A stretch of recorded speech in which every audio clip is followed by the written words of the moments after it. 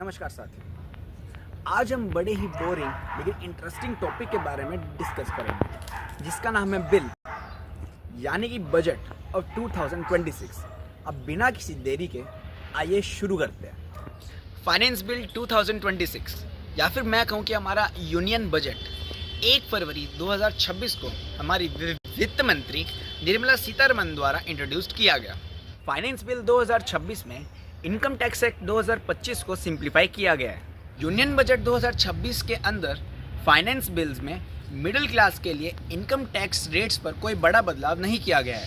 Compliance और procedural rules में काफ़ी चेंजेस लाए गए हैं। सबसे बड़ा अपडेट ये है कि यह न्यू इनकम टैक्स एक्ट 2025 अब 1 अप्रैल 2026 से पूरी तरह से लागू हो जाएगा, जो पुराने 1961 के लॉज को रिप्लेस करेगा।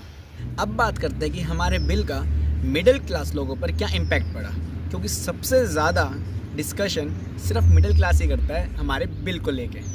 1 फरवरी 2026 को पेश किए गए फाइनेंस बिल के अंदर मिडिल क्लास के लिए कुछ बड़े रिलीफ्स हैं और कुछ जगह पर थोड़ा नुकसान भी है।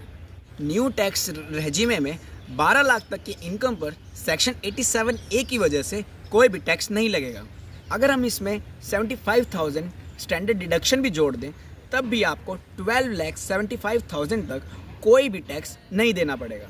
दोस्तों, अगर आप कहीं पर फॉरेन टूर घूमने का या अपने बच्चों की पढ़ाई का या किसी के इलाज का जो पैसा आप बाहर भेजा करते थे उस पर जो TCS कटता था वो अब 5% से घटाकर 2% कर दिया गया है। अब आप अपनी पुरानी ITR को 31 मार्च तक सुधार सकते हैं, जबकि ये पहले सिर्फ 31 दिसंबर तक ही अलाउड था। अब बात करते हैं कि मिडिल क्लास को इस फाइनेंस बिल के अंदर क्या बुराइयां नज़र आ रही हैं। सैलरीड क्लास को उम्मीद थी कि टैक्स स्लैब की लिमिट बढ़ाई जाएगी। जैसे जो 30% टैक्स लगाया जाता था वो अब 24 लाख से ऊपर लगेगा, लेकिन जो टैक्स स्लैब की लिमिट थी वो वैसी ही रखी गई जैसी पिछले वाले बिल में दी गई थी।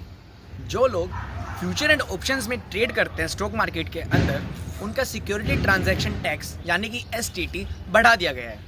अगर आपके पास किसी कंपनी के शेयर्स हैं और वही कंपनी आपसे वो शेयर्स बाय बैक करती है तो पहले कंपनी टैक्स देती थी, लेकिन अब वही पैसा आपके हाथ में as a capital gain tax होगा, जो कि थोड़ा कॉम्प्लिकेटेड हो सकता है। सरकार का पूरा फोकस न्यू टैक्स रेजिमे पर है। ओल्ड टैक्स रेजिमे जैसे कि सेक्शन 80C या फिर HRA एग्जेप्शंस मिलते थे, अब उनको प्रमोट नहीं किया जा रहा, जिससे उन लोगों को नुकसान हो रहा है जिन्होंने बड़ी LIC पॉलिसी या फिर किसी होम लोन के लिए अप्लाई किया हुआ है। अब थोड़ा मोटा बात कर लेते हैं कि कहाँ किसको किस सेक्टर को कितना ज़्यादा पैसा दिया गया है। तो सबसे ज़्यादा पैसा इस बिल के अंदर हमारे इंफ्रास्ट्रक्चर और डिफेंस सेक्टर को दिया गया है। सरकार ने इस बिल में सबसे ज़्यादा फोकस डिफेंस सेक्टर पर रखा है। इसका मतलब कि डिफेंस सेक्टर को इस बजट में सबसे ज़्यादा फंड्स मिले हैं, जो कि हमारे 12.22 लाख करोड़ रुपए। इसका मतलब कि हमारी डिफेंस मिनिस्ट्री को सबसे ज़्यादा फंड्स अलॉट हुए हैं। डिफेंस के बजट में पिछले साल से इस साल लगभग 15% की बढ़ोतरी हुई है। और तो और 1.3 लाख करोड़ का बजट इंडियन कंपनी से वेपन खरीदने के लिए रखा गया है। सरकार ने इंफ्रास्ट्रक्चर स्पेंडिंग को इसलिए बढ़ाया है ताकि देश में नई जॉब्स क्रिएट हो सकें और लॉजिस्टिक कॉस्ट कम हो। सेमीकंडक्टर मिशन 2.0 और इलेक्ट्रॉनिक मैन्युफैक्चरिंग के लिए 40,000 करोड़ का अलग प्रोविज़न रखा गया है। अब बात करते हैं कंपैरिजन की कि 2025 और 2026 में बजट्स में क्या डिफरेंस आया है। सबसे पहले बात करते हैं हमारे टैक्स की। दोनों ही सालों में सरकार ने टैक्स स्लैब्स बिल्कुल भी नहीं बदले हैं। इसका मतलब कि जो इनकम और जो टैक्स हमें 12 लाख से ऊपर देना पड़ता था उतना ही इस साल इस बजट में भी रखा गया है।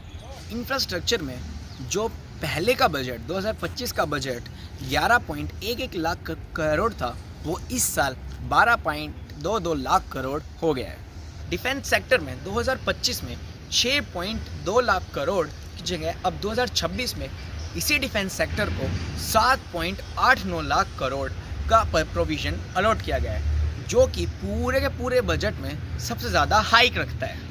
2026 में डिजिटल फार्मिंग और पल्स प्रोडक्शन के लिए काफ़ी सारा फंड दिया गया है। 2025 में जो मेन फोकस इंडिया का डिजिटल इंडिया और 5G पर था, अब 2026 में वही फोकस AI, हमारी आर्टिफिशियल इंटेलिजेंस और सेमीकंडक्टर मिशन 2.0 पर रखा गया है, जिसके लिए काफ़ी बजट भी प्रोवाइड किया गया है। आशा करता हूँ कि आपको मेरी ये नई वीडियो पसंद आई होगी। अगर वीडियो पसंद आई हो तो वीडियो को लाइक, चैनल को सब्सक्राइब और मेरी वीडियो पर कमेंट कर ज़रूर जाना। और आपको इस बजट में क्या फ़ायदा और क्या नुकसान लगे, प्लीज़ कमेंट में ज़रूर बताना, ताकि मुझे भी आपके पॉइंट ऑफ व्यूज़ पता लगे। Thank you so much for watching. Bye. जय हिंद।